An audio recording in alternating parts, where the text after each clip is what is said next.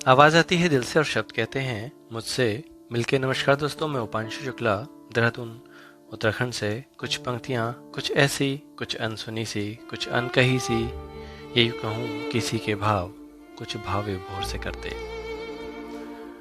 गौर फरमाइएगा। वह कहता था, वह सुनती थी। वह कहता था, वह सुनती थी। जारी था एक खेल कहने सुनने का। जी हाँ, जारी था एक खेल कहने सुनने का।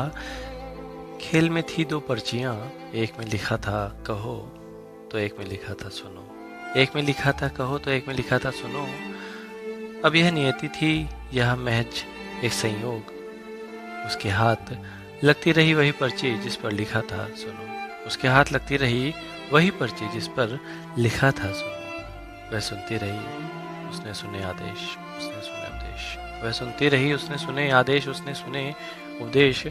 बंदिशें उसके लिए थी, उसी के लिए थी वर्जनाएं। बंदिशें उसके लिए थी तो उसी के लिए थी वर्जनाएं। वह जानती थी कहना सुनना नहीं है, केवल क्रियाएं। वह जानती थी कि कहना सुनना नहीं है, केवल क्रियाएं। राजा ने कहा जहर पियो तो वह मीरा हो गई। ऋषि ने कहा पत्थर बनो तो वह अहिल्या हो गई। प्रभु ने कहा निकल जाओ तो वह सीता हो गई। चिता से निकली चीख किन्हीं कानों ने नहीं सुनी, वह सती हो गई।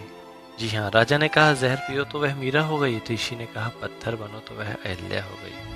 प्रभु ने कहा निकल जाओ तो वह सीता हो गई। चिता से निकली चीख किन्हीं कानों ने नहीं सुनी, वह सती हो गई। घुटती रही उसकी फरियाद, अटके रहे शब्द। घुटती रही उसकी फरियाद, अटके रहे शब्द।